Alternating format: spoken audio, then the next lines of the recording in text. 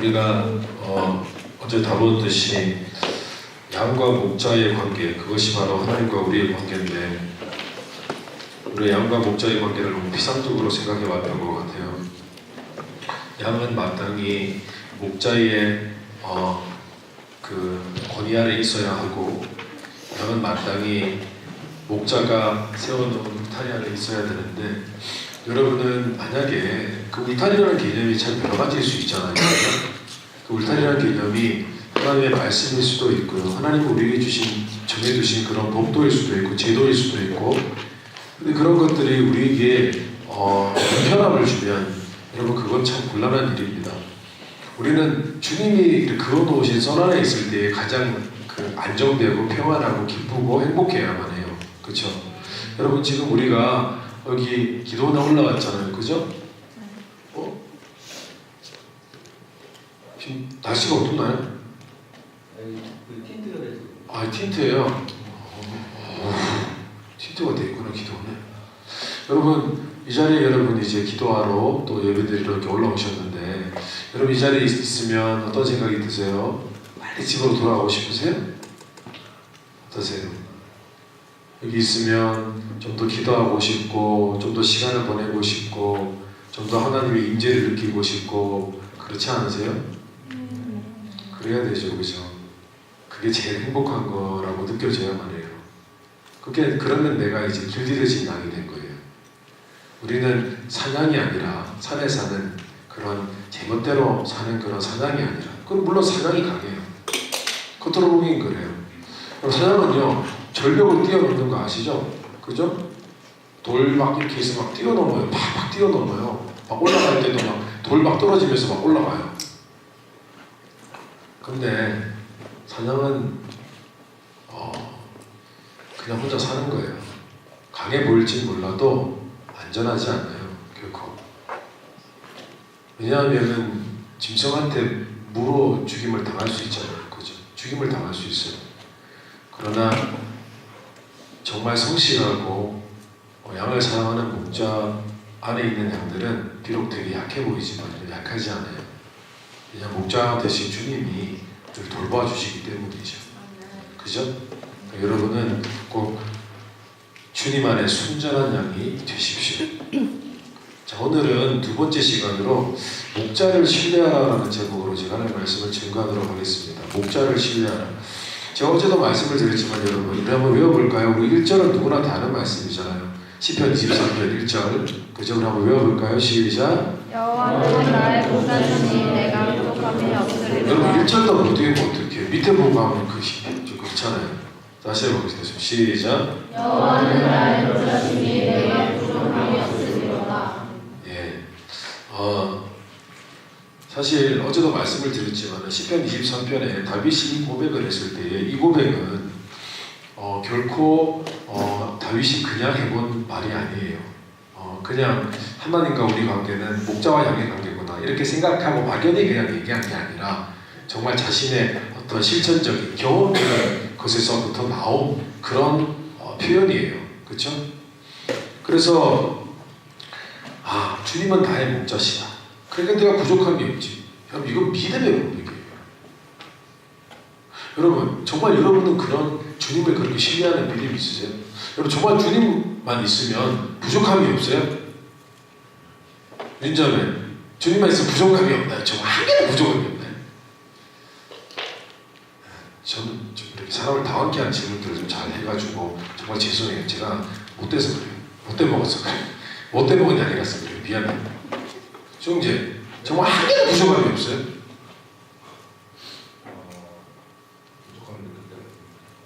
예, 솔직한 표현입니다. 맞아요. 근데 다윗이 여호와는 나의 목자시니 내가 부족함이 없으리로다라고 할 때 진심이지 않았겠어요? 그죠? 진심이지 않았겠어요? 여러분 그만큼 주님을 우리의 목자로 완전히 신뢰하는 그런 지혜로운 양이 되시기를 주님 이름으로 축원합니다. 여러분 정말 이 고백이 우리의 고백이 되어줘야 돼요. 주님이요 목자라는 생각을 하면 정말 마음에 떨림이 있어야 되고요. 그래 주님이 내 목자인데 주님이 내 삶을 인도해 주시지 문제 없어. 지금 조금 어려워도 문제 없어. 이렇게 되어줘야 돼요. 믿음이에요. 이게 믿음이란 말이에요. 왜 그렇게 믿음이 없어요, 여러분? 여러분이 아직 죽도록 고생 안 해봐가지고 잘 모르겠는데요. 솔직히 좀 고생해봐야 이 고백이 나오는 것 같아요. 고생해서 좀 회복돼 봐야 이 고백이 나오는 것 같아요. 이게 아직 고생을 덜 해가지고 뭐가 뭔지 몰라요. 또 이게 밥인지 나오려고 다 말았어요. 돈인지 된장인지 모른다니까. 진짜 주님이요, 목자세요. 진짜 우리를 건지신다니까. 여러분, 진짜 다윗의 고백이 여러분의 신앙에 살아있는 신앙 고백이 되시기를 주님 이름으로 축원합니다. 어떨 때는 자꾸 사도신경 고백하는데 무슨 뜻인지 모르고 그러지 말고, 사도신경도 사도들의 고백이잖아요. 신앙 고백. 근데 사도신경 사실 성경에 나오는 말씀이고 사도들이 신앙을 고백한 건데, 솔직히 거기 있는 내용 뭔 얘기인지 잘 몰라요. 전쟁 와서 천지를 만드신 하나님 만주를 내가 믿었는데 그거 가지고 이제 진짜 여러분, 진짜 우리의 신앙 고백이 필요해요. 신앙 고백, 확고한 신앙 고백. 다시 한번 해볼까요? 여호와는 나의 목자시니 내가 부족함이 없으리로다. 그 진짜 부족함이 없다고 믿어줘야 돼요.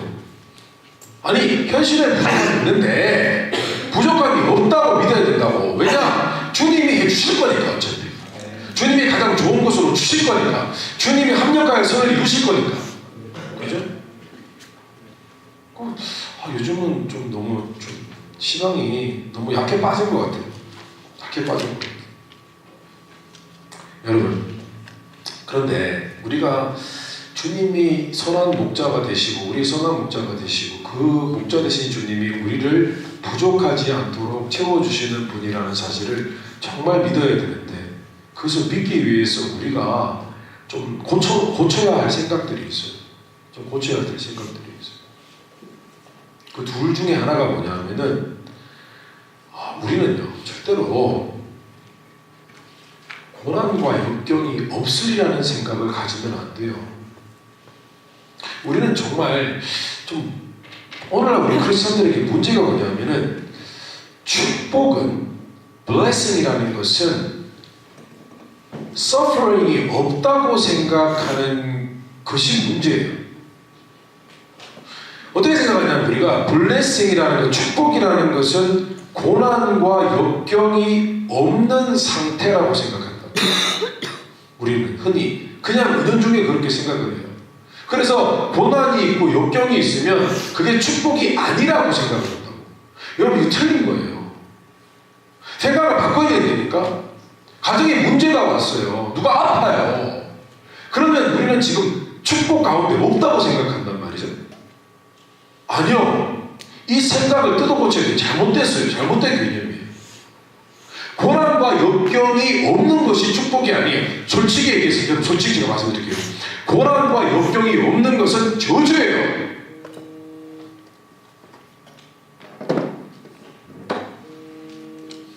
누가 전화 왔어요?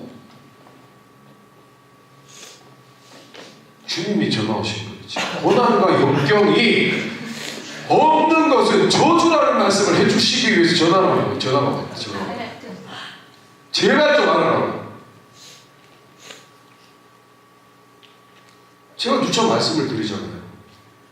죄 지은 죄 봐요. 누구예요? 누구 전화기에? 빨리 켜봐요. 주님 말씀하시는데.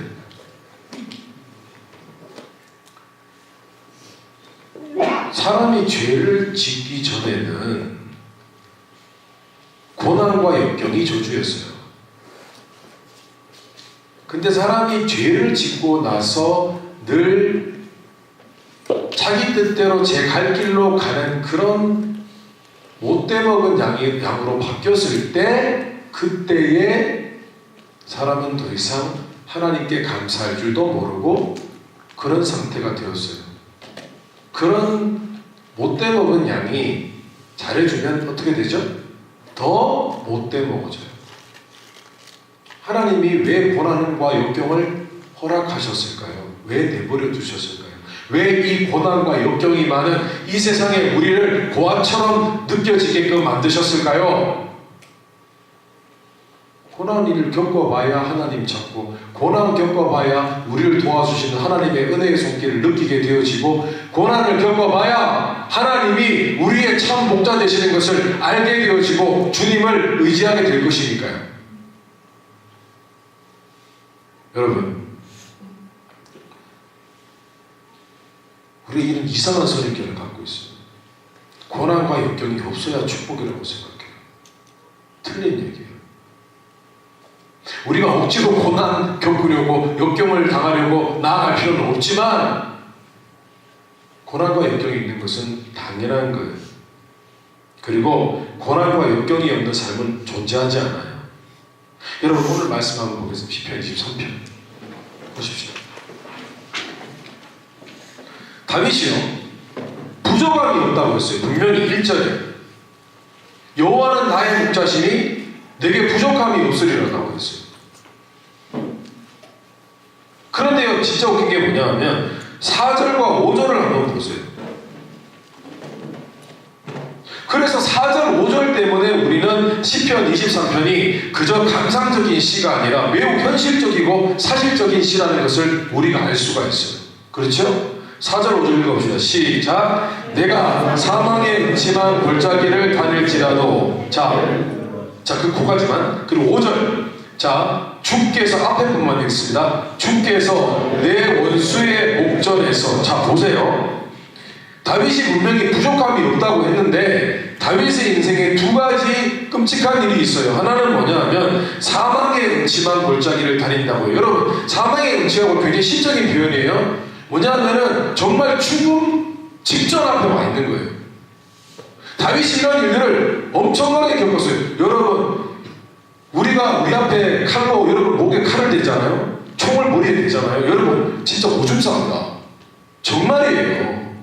죽음이 경각에 달리면 여러분 정말 사람의 마음은요 완전히 물 녹듯이, 눈 녹듯이 녹아내려버립니다. 진짜로. 안 당해봐서 모르겠지만은 진짜 TV에 보면은 막 이렇게 드라마에 이렇게 머리 총 가지르면 막 오줌 싸고 막 이래가지고 여기 들어오고 이러잖아요. 그래요, 여러분. 그게 진짜 그렇기 때문에 드라마 이걸 만든 거예요. 또요, 내 원수의 목전에서, 물론 내 원수의 목전에서 상을 베푸셨다라고 이렇게 얘기하고 있지만 그건 다윗이 하나님이 그게 축복해 주셔서 그런 거고, 원수가 있었다는 거예요. 원수. 여러분 인생에 진짜 원수 같은 사람이 있는 사람 솔직히 이게 괜찮아? 원수 있어요? 원수, 진짜 원수, 매수 같은 사람입니다. 진짜 원수. 나 한 번 괴롭히거나 아니면 정말 내가 너무 싫어하는 사람이거나 정말 우리 가정을 막 이렇게, 우리 가정이 막 진짜 재벌이었는데 우리 가정을 망했다. 여기서 좀 재벌 티나는 사람이. 근데 여러분, 원래 인생 가운데 원수를 갖기는 참 힘들어요. 여러분 인생에 원수가 있어 본 적이 있는 사람들, 원수, 진짜 원수.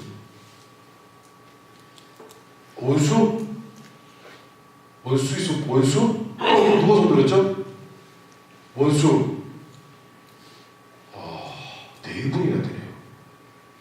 그 원수가 어떤 느낌이세요, 수영대? 원수. 어떤 느낌이에요, 원수는? 처음에는 증오라는. 증오.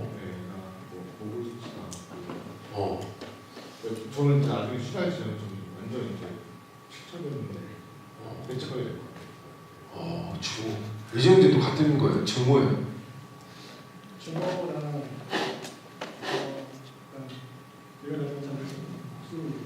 복수. 칼을 막 가는 거죠, 그죠? 정경재는 어때요? 그냥 제가 제 인생에 포기를 해도 그 사람을 데리고 가야겠다. 지금 뒤죽고 진짜 이런 거예요? 우와. 여러분 놀라지 마요. 여러분이 안 당해봐서 모르지. 진짜 원수는 그런 느낌일 것 같아요. 죽어, 이런 것 같아요. 그렇죠? 설자는 어때요? 지금 계속 점점 강하게 올라오고 상승 곡선을 타고 있어. 여기 잘해야 돼. 죽겠습니다. 존재 자체가 싫은데. 존재를 그냥 외면하고 싶은 거였어요. 존재가. 근데 다윗이요, 원수가요. 있었어요. 많았어요. 심지어 자기 아들이 배신하잖아요. 아들이 배신한다니까. 있을 수가 없는 일인데 아들이 배신을 해요. 그 다윗이 지금 처음에 초장에 여호와는 나의 목자시니 내가 부족한 게 없으리로다. 그런데 여러분 우리가 너무 감상주의에 빠져 있는 것 같아요. 다윗이 이 시를 썼을 때 진심으로 썼는데 앞에서 그렇게 때렸으면 뒤에 가서는 사망의 골짜기 안 나와야 되고 원수 안 나와야 되는데 사망의 골짜기도 나오고 원수도 나오고 그래요. 그러면 우리가 하나님께 바라는 것과 하나님이 우리에게 주시려는 것은 다른 거예요. 우리가 하나님께 바라는 것은 문제가 없는 삶을 바라지만 하나님이 우리에게 바라는 것은 문제는 많지만 내가 그것을 이기게 해주고 나를 보살피고 인도해 줄 거야. 괜찮아. 이거거든요. 그러니까 우리가 문제가 없다는 것을 축복으로 생각하기 때문에 그것이 하나님이 주시는 은혜라고 생각하기 때문에 우리가 좌절하는 거예요. 잘못된 거예요.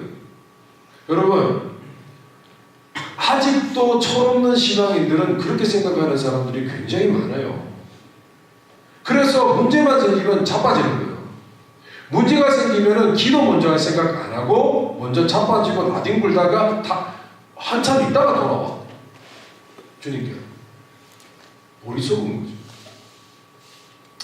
여러분 저는요 작년 11월 달부터 계속해서 하루에 한두 건 또 많게는 뭐 한 5건까지 신방을 다니고 있어요. 신방. 정신이 없어요. 신방을 되게 많이 다녀요. 제가 주로 다니는 신방이 세 종류예요. 지금 세가족 신방. 그래서 세가족을 내가 못 봤잖아요. 여기 YTC. 죄송해요. 몰라요. 이제 세가족 누구지 몰라요. 죄송해요. 그 자매 이름이 뭐죠? 예? 하늘. 하늘이? 하늘. 오, 하늘이에요? 자매 나하고 그 웰컴 팀 할 때 안 만났죠. 나하고 안 만났죠. 우리 전도사님하고 만났죠. 그렇죠? 예. 그래서 이제 요즘은 옳은 세가족을 제가 신방을 하고요. 또 하나는 요새 연초 비즈니스 신방을 해요. 비즈니스를 축복하기 위해서. 그리고 또 하나는 환자 신방을 해요. 환자 신방. 근데요, 환자 신방을 다니면 병원에도 갈 때도 있는데 요즘 장난 아니에요. 제가 목사 그 증을 갖고 있거든요. 목사 증 갖고 가면 병원에 어떤 병원은 발레 파킹 하는 데 있는데 그 공짜예요. 대박. 그죠? 그리고 목사 쫙. 저도 몰랐는데요. 되더라고요. 목사증이 있으면 원래 공짜거든요. 파킹. 근데 병원 신방을 가면 참 안타까워요. 아프신 분들이 굉장히 많아요. 근데 최근에는 병원 신방은 아니고 이제 최근에 그 신장 이식 수술을 하고 지금 집에서 요양 중인 백승영 집사님이라는 분을 제가 만났어요. 백승영 집사님.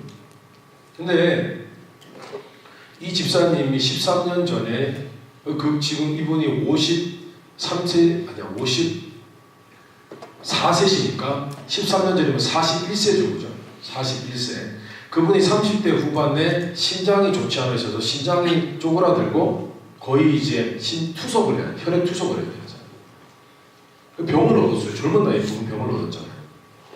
그래서 이 신장을 이식을 했는데 신장에 이식한 신장의 수명이 10년 내외래요. 맥시멈이 한 12년, 13년, 정말 그 이상은 어렵대요. 근데 이분이 최근에 이제 13년 돼가지고 신장을 다시 이식해야 되는데 감사하게도 동생이 또 신장을 기증을 해가지고 또 신장을 다시 이식 수술을 받았어요. 근데 그분이 처음에 30대 후반에 그런 일을 겪었을 때에 여러분 그분의 마음이 어땠겠어요? 한번 생각을 해보세요. 30대 후반에 그래도 사람이 30대 후반은 아직 되게 왕성할 때거든요. 우리 현우 전사님도 지금 30대 후반이거든요. 근데 이제 왕성할 때요 되게. 근데 이때 그런 병을 얻고 나는 이제 막 왕성하게 움직이지 못해요. 신장이 여러분 안 좋으면 되게 많이 피곤하거든요. 신장이 다 말라갔어. 신장을 이식을 했어. 이식을 하면 약을 계속 투여하면 돼요. 왜냐하면 그 신장이 내게 맞는 거라고 여전히 부작용이 있기 때문에 그 부작용을 낮추기 위해서 내 그 이뮨 시스템을 낮추는 그런 약을 먹어야 되고 계속 몸을 조심해야 돼요. 센 운동도 못하고. 이번에 두 번째 신장 이식을 했어요. 근데 제가 많은 이런 환자들을 신방을 하면서 제가 느낀 건데, 이것이 결코 저분만의 일은 아니구나. 저분이 조금 더 일찍 병이 왔을 거예요. 여러분은 병에서 알지 않을 것 같아요? 여러분 늙으면요 다 병 걸려요.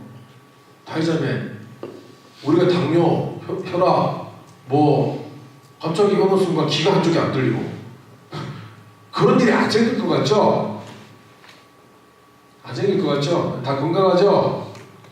어느 날 갑자기 계속 여름만 되면 알러지 생겨가지고 막 콧물 질질, 지금도 알러지 있는 사람 있죠? 부산이랑 맨날 콧물 질질하는 사람 있죠? 누구죠?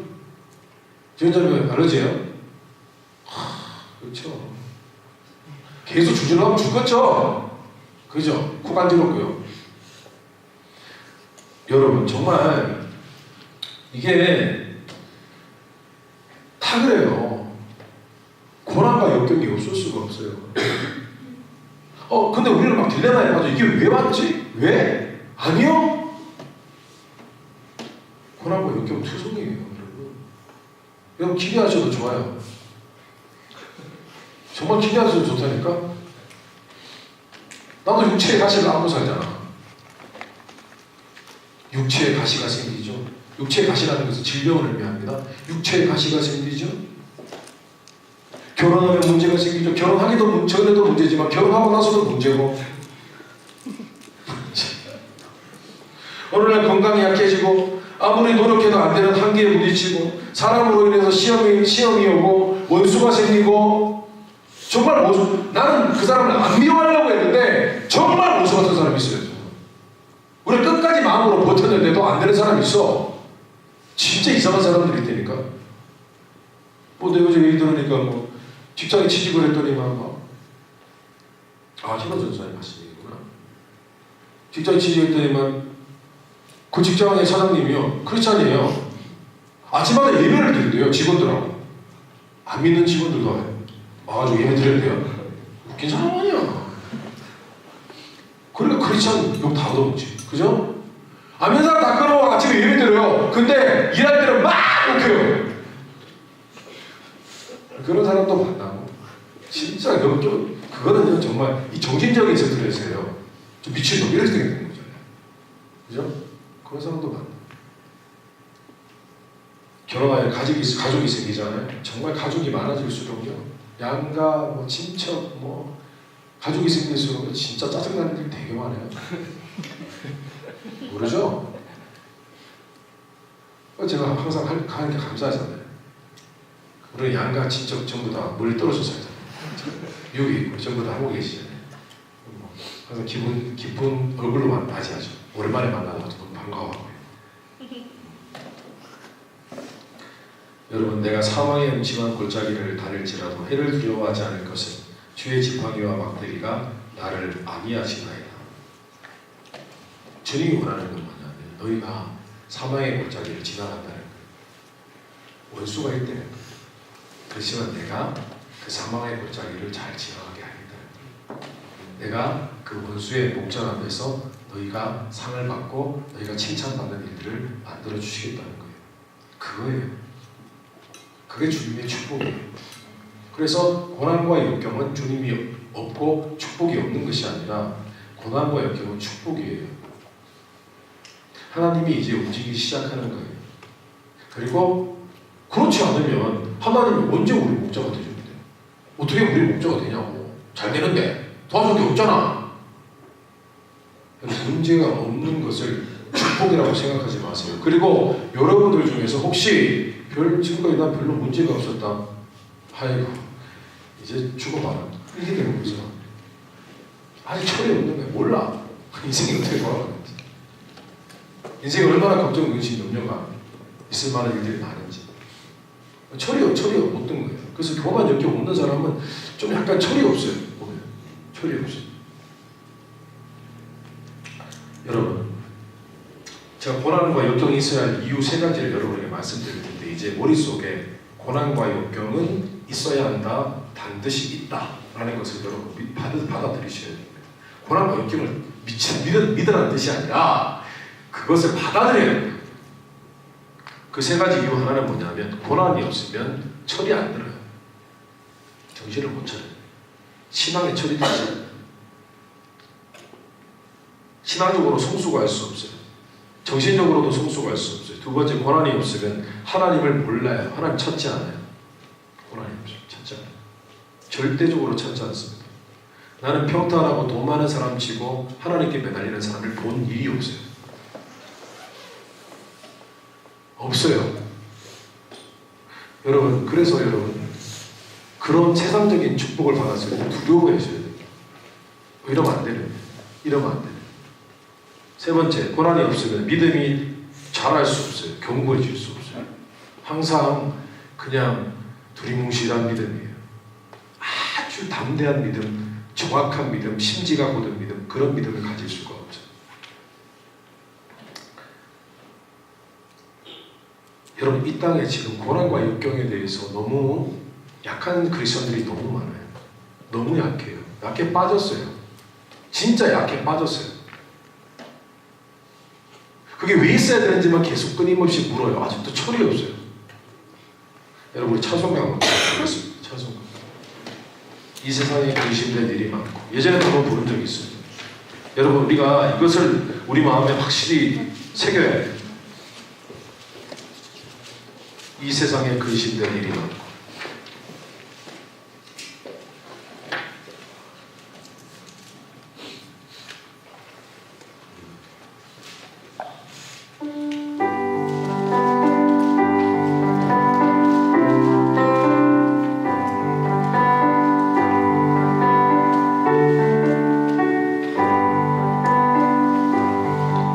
이 세상에 근심들이 많고 참 평안을 몰랐구나.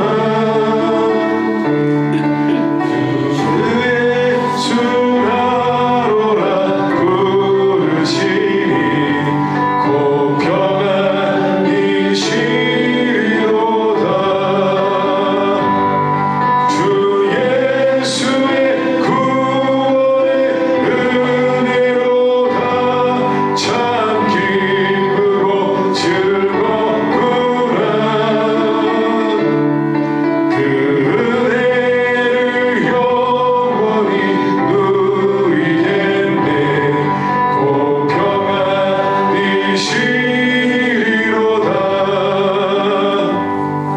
이 세상에 공고한 일이 많고 참 쉬는 날 없었구나.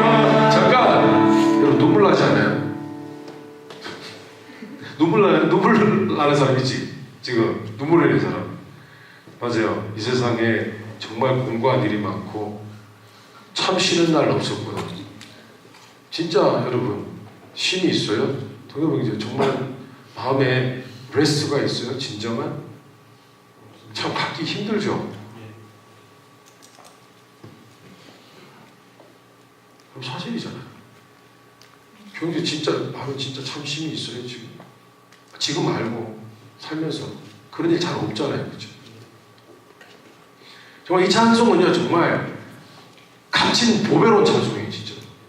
저는요 구름 잡는 그런 거 싫어요. 이게 진짜 현실적이에요. 맞죠? 우리 진짜 우리 한번 묵상하면서 우리의 삶을 한번 뒤집어 봤으면 좋겠습니다. 그런데 절망하지 말고 소망으로 여러분 소망을 붙으셨으면 좋겠습니다. 다시 이 세상에 공고한 일이 많고 이 세상에 공고한 일이 많고 참 쉬는 날 없었구나. 내 주 예수 날 사랑하시오니 곧 평안이시리로다. 주 예수의 구원의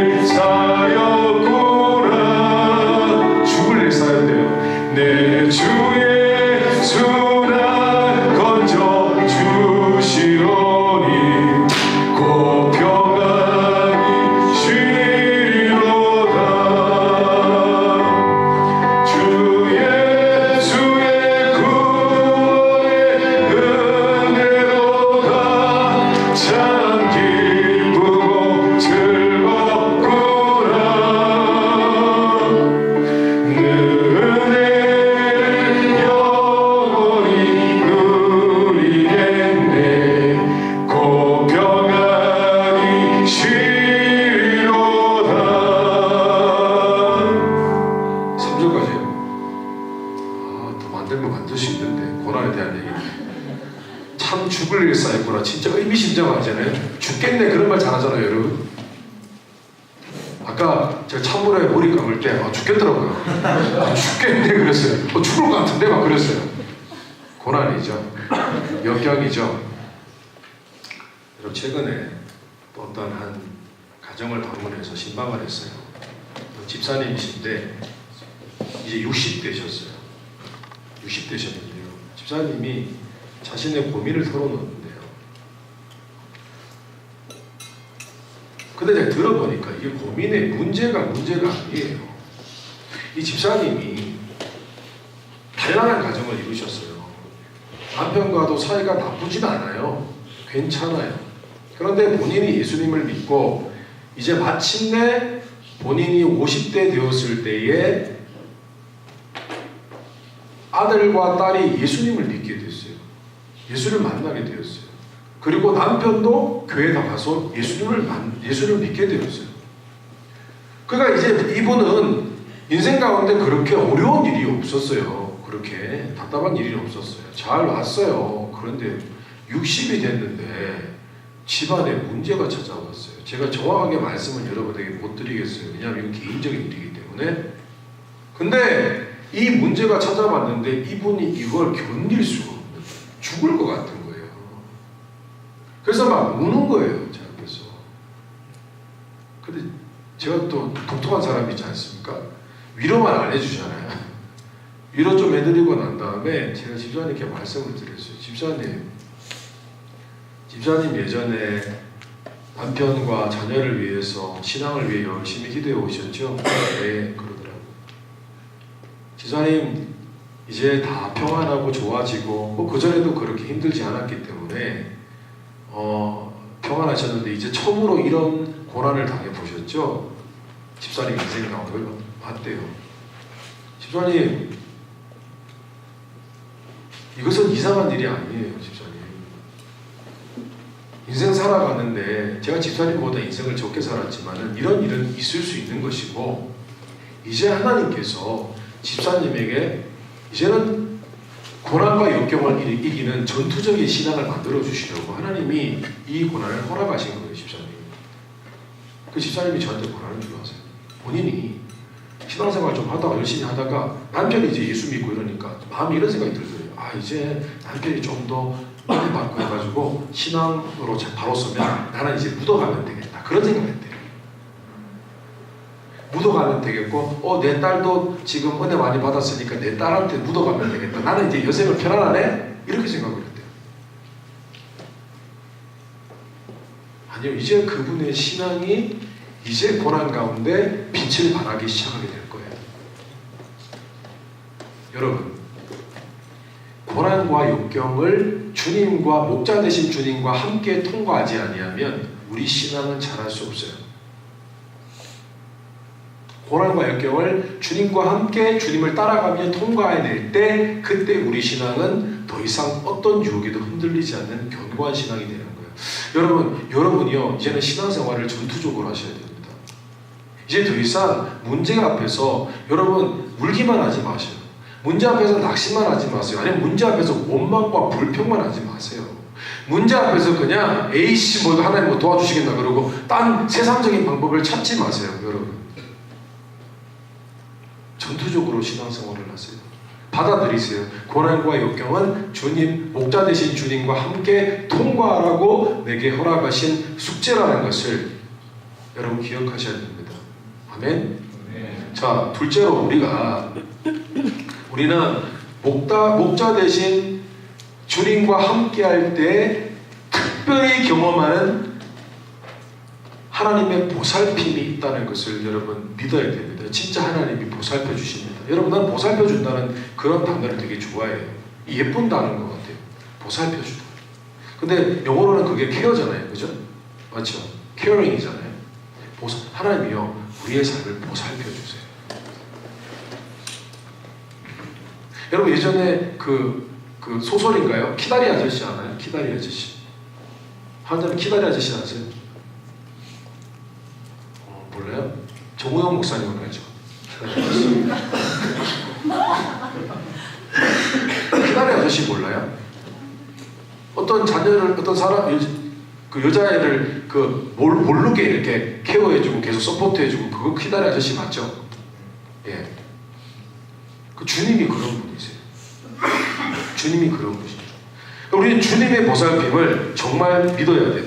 여러분 저기 와이프도 조금 한번 갖다 주실래요?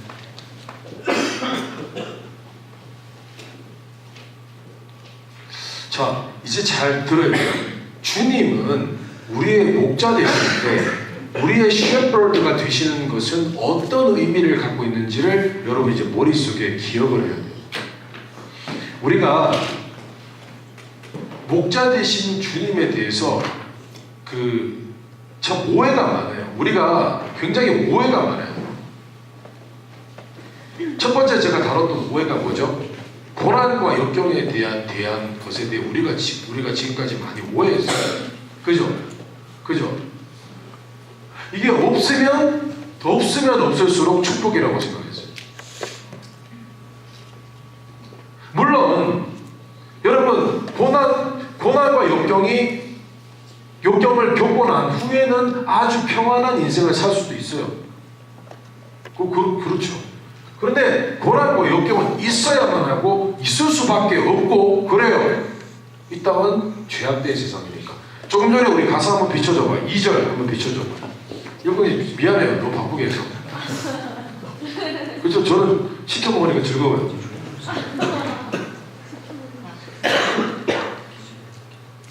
다음 넘겨봐요. 그러니까 봐요. 죄악된 일이 많잖아요. 죄악된 일이 많은데 죽을 일이 많다고요. 뭐죠? 참 죽을 일이 쌓였구나. 어떻게 가사를 이렇게 줬을까요? 참 죽을 일이 쌓였구나. 그죠? 3절 그죠? 와, 참. 또 하나 목자 대신 목자 대신 목사야 돼. 할아버지 목자가 되는구나. 목자 대신 주님이 우리를 어떻게 돌보시는지에 대해서 여러분 아셔야 돼요. 때로는 이렇거든요. 우리가 저 사람에게 원하는 게 있는데 저 사람이 내게 주려고 하는 건 딴 거야. 그러면 저 사람이 나한테 뭘 주고 말고는 저 사람이 결정하는 거잖아. 그러면 우리는 저 사람이 내게 줄 것을 바라고 기대하고 고마워하고 좋아해야 되잖아. 근데 내가 자꾸 딴 거를 바라면 어떻게 되죠? 저 사람이 뭘 줘도 실망하잖아. 그러니까 우리가 주님이 목자 되신 것에 대해서 잘 이해를 해야 돼. 언더스탠을 해야 돼. 뭘 주시는 분인지 이분이. 주님이 우리에게 뭘 주시죠? 보살피잖아. 보살피. 뭐 인도하시고 보살펴 주시잖아. 케어하잖아. 케어하는데 어떤 보살핌이라는 거지? 자 보세요. 한번 봅시다. 2절 봅시다. 2절 한번 읽어볼까요? 2절 그리고 3절도 계속해서 읽습니다. 시작. 그가 나를 푸른 풀밭에 누이시고 쉴만한 물가로 인도하시는도다.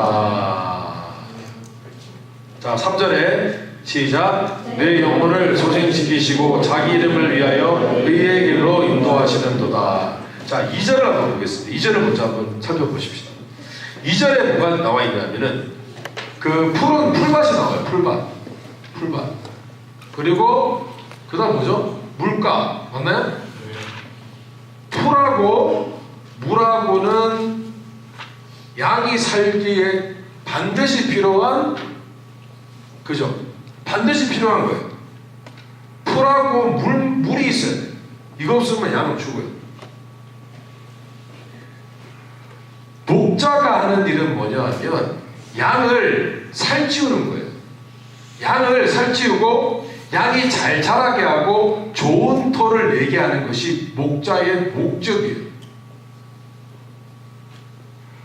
그래서 어떻게든 양을 평안하게 하는 거예요.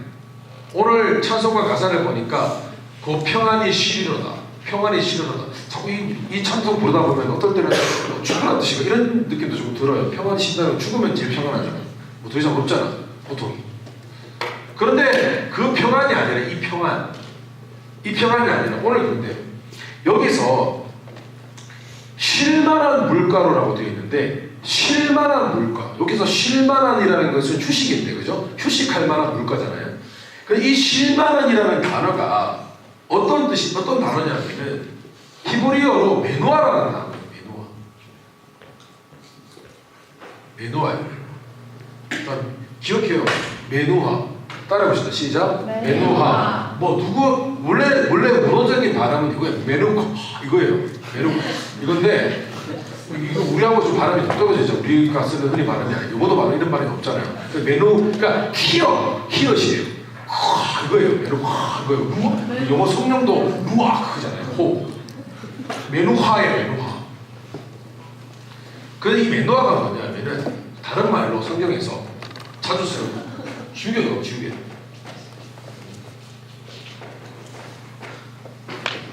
감사해요. 성경에서 그렇게 이렇게 많이 자주 언급하는 단어인 안식이에요. 안식, 영어로 뭐죠? 레스트. 안식이에요. 근데 이 안식이 그냥 우리가 생각하는 안식이 아니에요. 우리가 생각하는 거는 이 레스트, 이 쉼이라는 개념 자체가 그 자고 먹고 놀고 이거잖아요. 우리 흔히 그죠? 자고 먹고 놀고 쉬고 싸고 뭐 이런 거잖아요. 이게 쉬는 거잖아요. 우리 개념. 그래서 이걸 얘기하는 건 아니겠죠. 쉴만한 물가로 인도 안 되는 거죠. 이 안식이라는 것은 뭐냐면은 바로 하나님이요.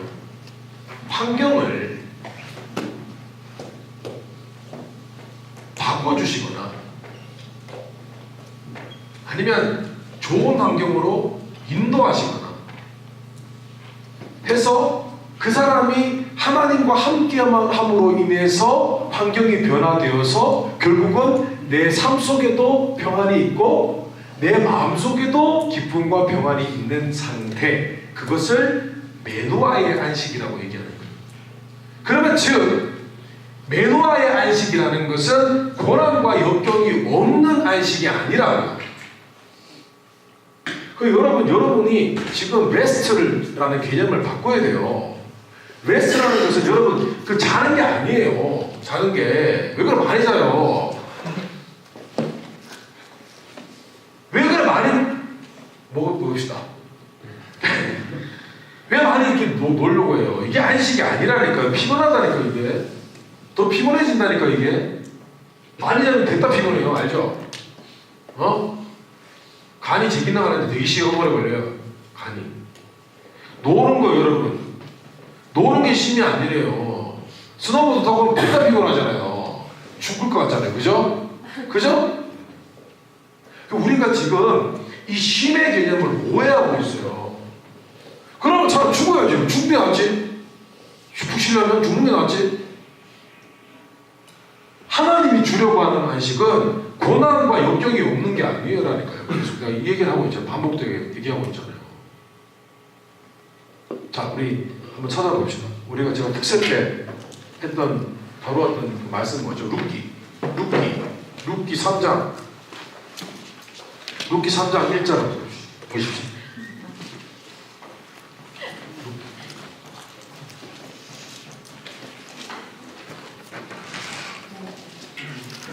룻기 어디 있는지 오두막에 붙어 있는지 잘 모르죠.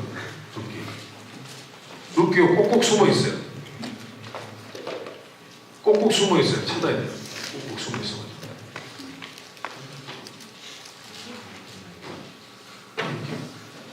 룻기 3장 1절 보십시오.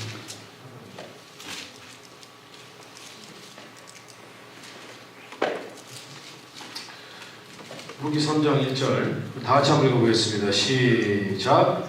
루세의 어머니 시어머니 나오미가 그에게 이르되 내 딸아 내가 너를 위하여 안식할 곳을 구하여 너를 복되게 하여야 하지 않겠느냐. 아멘. 여러분 룻과 나오미의 스토리를 아세요? 여러분 성경에 대해서 좀 잘 모르는 사람들이 있잖아요. 혹시 룻이 얘기 대충 알아요? 모르는 사람 솔직히 얘기 손 들어보세요. 모르는 사람 그럼 나 스토리를 얘기해줘야 돼. 솔직히 룻이 내용 잘 모르는 사람 제가 솔직하네요. 그다음 솔직한 게 좋아요. 이게 루시라는 사람이 있었는데요. 루시라는 사람이 있었던 게 아니고 내가 최근에 나옴이라는 사람이 있었어요. 그리고 나오미가 남편이 엘리멜렉이에요. 그리고 그 이 아들이 기론과 말론이에요. 이름이 말론이 뭐예요? 말론. 기론 말론 모르겠어요. 기론이에요. 말론. 말론이가 말론. 이 네 사람이 가족이었는데 두 아들이에요. 되게 다복한 가족이잖아요. 근데 어느 날 이들이 베들레헴에 살았단 말이에요. 베들레헴이 누가 태어난 곳이죠? 진짜인가요? 맞아요. 베들레헴 사람인데 베들레헴이요 이름이 빵집이라는 뜻입니다. 빵집. 베이커리거든요. 베이커리. 베들레헴 집이 베이커리인데 빵집하면 그만큼 이 동네가 국식이 많다는 얘기죠. 맞죠? 근데 여기에 흉년이 임한 거야. 미치겠는 거야. 고민하는 거야. 돈은 있는데 이거 어떻게 해야 될까? 고민하는 거야. 남아야 되나? 잠깐 떠나야 되나? 그런데 원래 이스라엘 전통에 의하면 율법에 의하면 하나님이 주신 땅이기 때문에 그 땅은 가나안 땅이기 때문에 떠나면 안 돼. 근데 이 사람들이 마침내 결정을 해요. 떠나자. 그래서 베들레헴에서 가까운 모압이라는 나라의 모압 땅으로 갔어요. 이주를 했단 말이야. 모압 땅이 아닌데 진짜 기가 막힌 일이 생긴 거야. 갔는데 마음에 죽었어. 그냥. 마음에 죽었어. 근데 이제 아들이 결혼을 했네. 두 아들이 다 결혼을 했어. 근데 이 첫째 그 아들, 이게 첫째 아들인가 얘가? 어쨌든 그 오르바가 있었어. 이 둘째 며느리가 오르바. 첫째 며느리가 루시아. 근데 결혼을 해가지고 이제 애 놓고 이제 행복하려고 했는데 남편이 이제 그 죽음을, 이 상처한 마음을 잊어버리고 했는데 아들도 죽어버렸어. 여러분 가정에 이런 일이 있으면 이건 진짜 이거는 그 거의 뭐 이거 망한 거잖아. 가정이 솔직히 맞잖아요. 거의 뭐 누가 생각해도 이게 저주가 임했다 뭐 이런 거 아니야? 맞잖아. 분위기가 그런 분위기잖아. 그래서 나오미가 막 너무 슬퍼하다가 결국은 아 그래 내가 여기 이제 살아서 뭐 하냐 이 외국 땅에 이 미국 땅에 그럼 한국으로 다시 돌아가는 거야.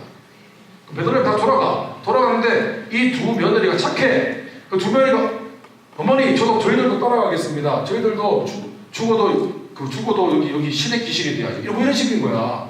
따라갔어. 따라가는데 가는 길에 나오미가 생각해 보니까 이거 아니거든. 이거는 진짜 이건 아니거든. 나도 과부인데 새 과부가 모이는 거는 새 과부가 무슨 뭘 알았어. 그래서 자기가 도저히 안 되겠다 싶어가지고 이제 너네들은 그냥 모압 땅으로 돌아가서 새 살림 차려라 이렇게 되는 거야.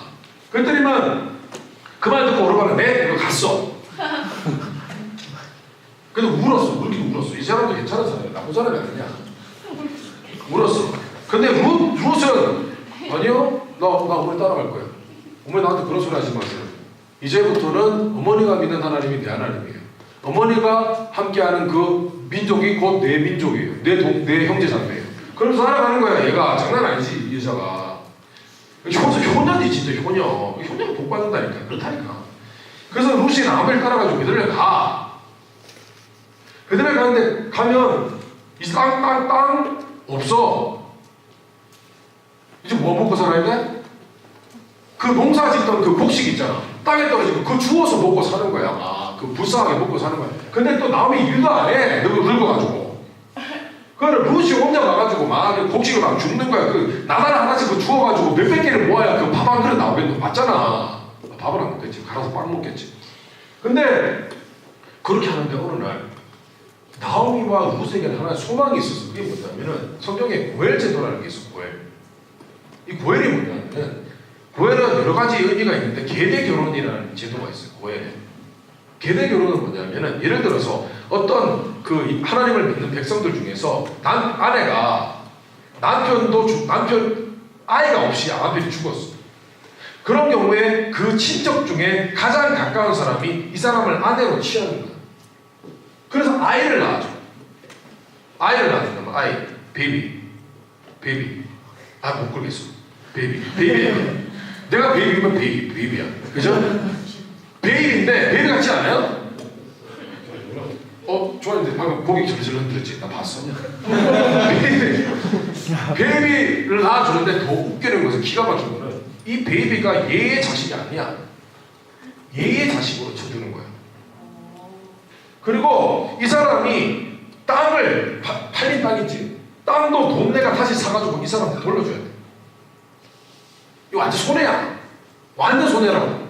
그런데 어느 날 룻이 곡식을 줬다가 어떤 밭에 들어가는데 그 밭이 보아스라는 사람의 밭인 거야.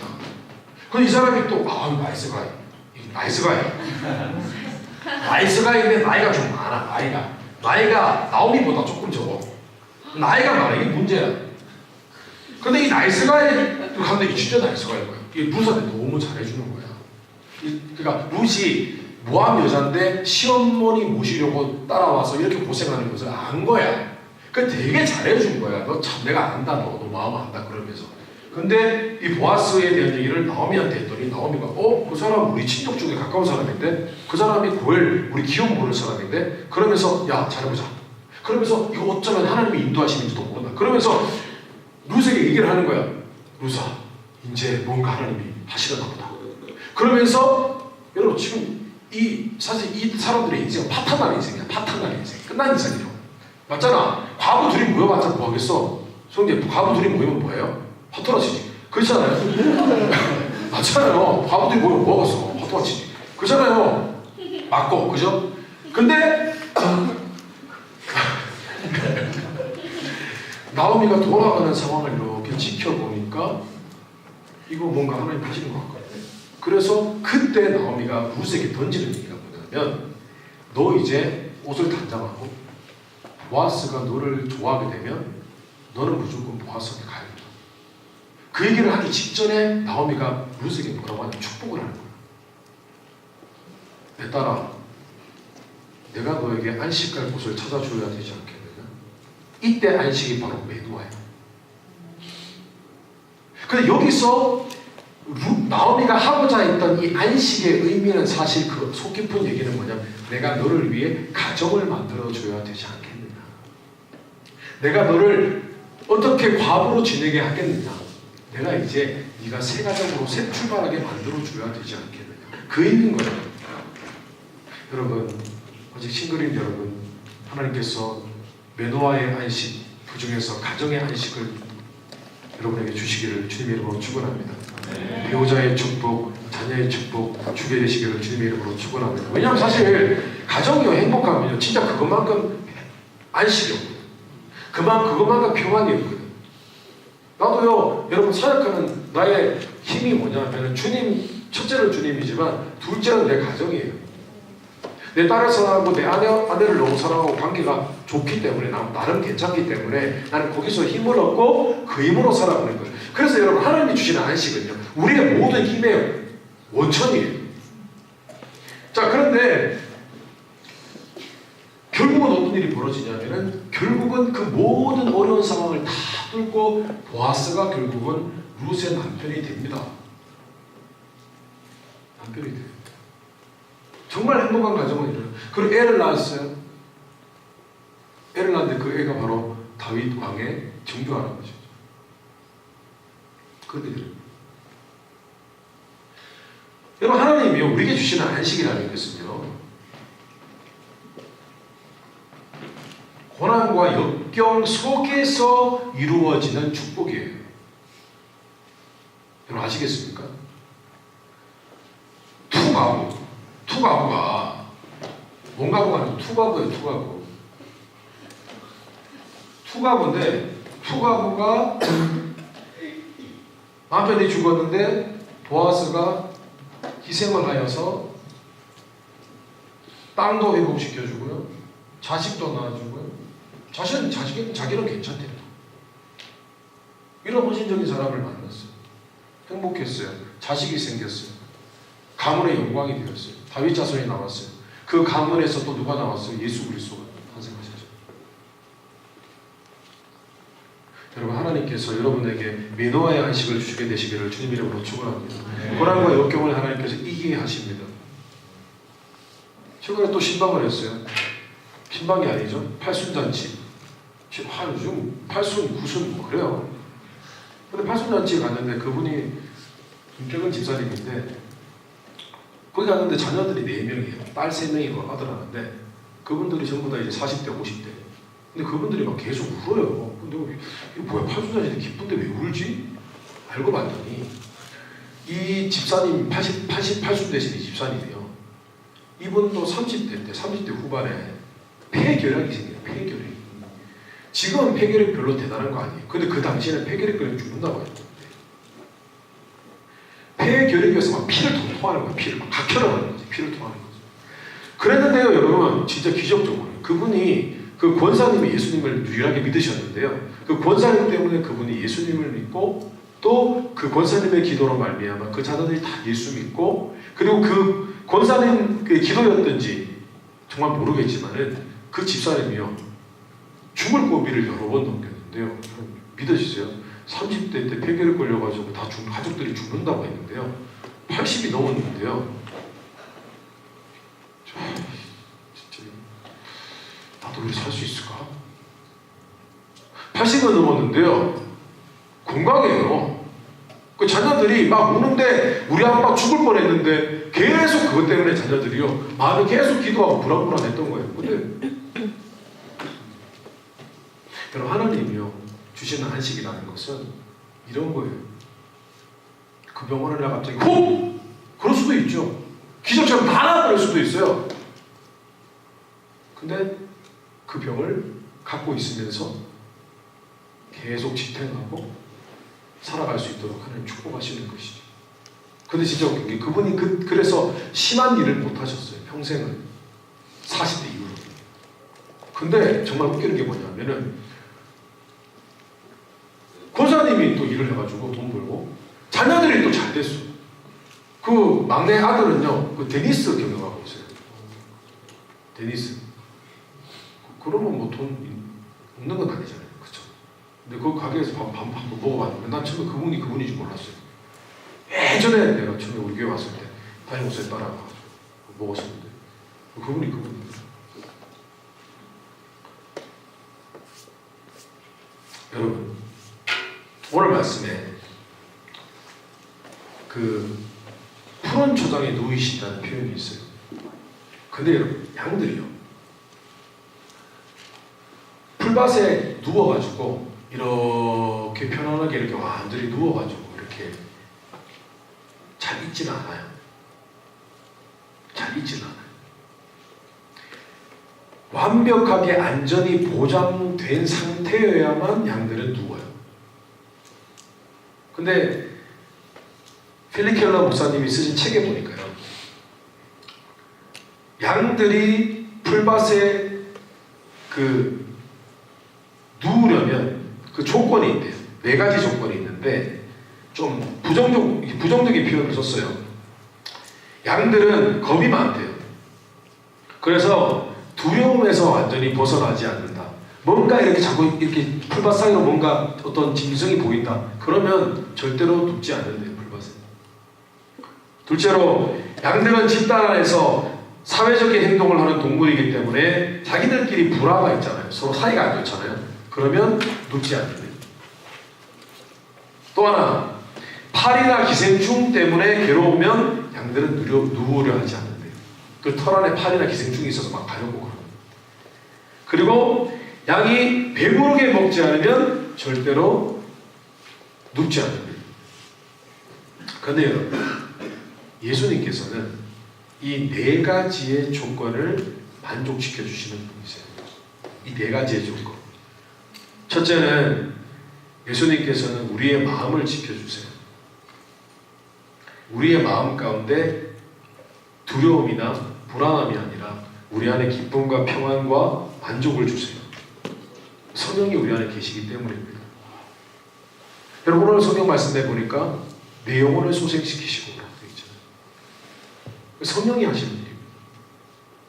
우리를 왜 평안케 하시느냐, 안식을 주시느냐, 어떻게 안식을 주시느냐, 성령께서 우리 안에 계시기 때문에 우리에게 만족이 있고 평안이 있는 것이죠. 그래서 우리는 쉼을 누릴 수 있는 겁니다. 하나님께서 관계의 문제도 해결해 주세요. 여러분, 예수 잘 믿잖아요. 우리가 이런 삶을 살잖아요. 그러면 여러분, 관계의 문제도 해결해 주세요. 반드시 해결해 주십니다. 시간이 걸릴지언정 시간의 문제예요. 시간 싸움이지 하나님은 그 문제를 해결해 주십니다. 여러분 중에 혹시 관계의 문제가 힘들어가지고 가족끼리, 친구끼리 관계의 문제가 힘들어가지고 여러분 기도하는 사람들이 있어요? 여러분 하나님이요 그 부분도 여러분에게 안식을 주실 것입니다. 잠언 16장 7절 말씀 여러분 한번 보세요. 만약에 여러분 관계에 문제가 있다면 여러분 이 말씀 붙으시면 좋겠습니다. 하나님이 관계에 문제 있어도 안식을 주세요.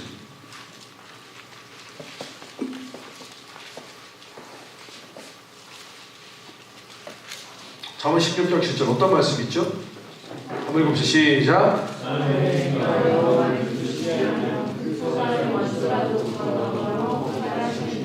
그렇죠? 사람의 행위가 하나님을 기쁘시게 하면 결국은 뭐라고요? 응? 그 사람이 심지어 원수라도 어떻게 해주신다고요? 화목하게 해주신다고 했어요. 여러분 하나님의 말씀이에요. 믿어야죠. 그죠? 뿐만 아니라 기생충과 그런 벌레 여러 가지 그런 문제들처럼 크고 작은 잡다한 하나님께서 그런 문제들을 반드시 해결해 주십니다. 해결해 주세요.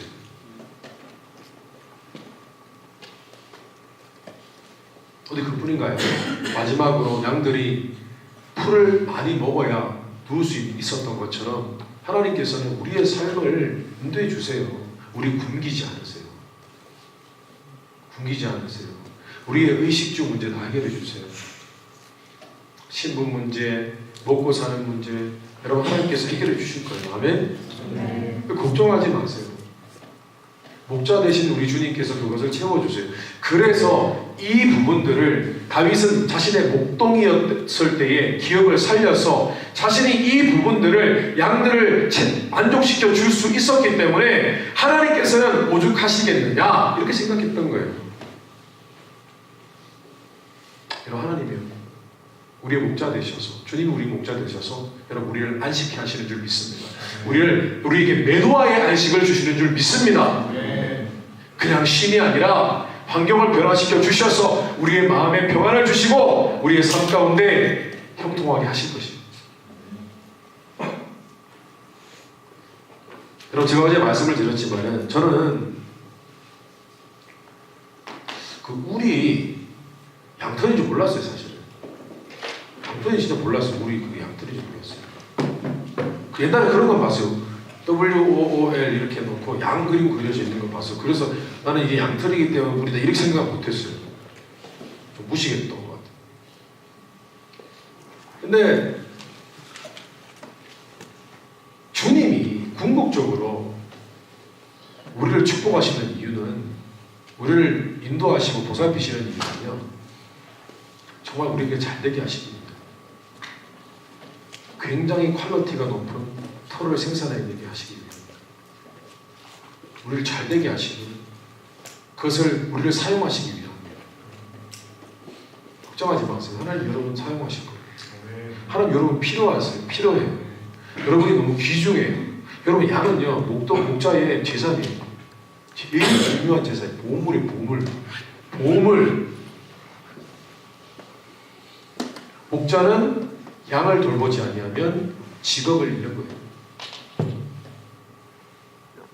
그렇기 때문에 목자는 양을 돌보실 수밖에 없는 거예요. 오늘 우리 목자 되신 예수 그리스도를 여러분 온전히 신뢰하십시다. 네. 우리 한번 다시 한번 고백해 볼까요? 여호와는 나의 목자시니 내가 부족함이 없으리로다. 여러분 이제 진짜 부족함이 없는 게 믿어지세요? 네. 진짜 믿어지세요? 네. 그래 고난과 역경을 받는 것으로 받아들이고 주님이 주시는 안식이 무엇인지를 깨닫게 되어지니까 여러분 맞잖아요. 진짜 여호와는 우리의 목자시잖아요. 그죠? 부정함이 없어요. 아멘? 네. 부정함이 없어요. 네. 부정함이 없다는 사실을 믿고 살아가게 되시기를 주님의 이름으로 축원합니다. 네. 자, 기도하십시오.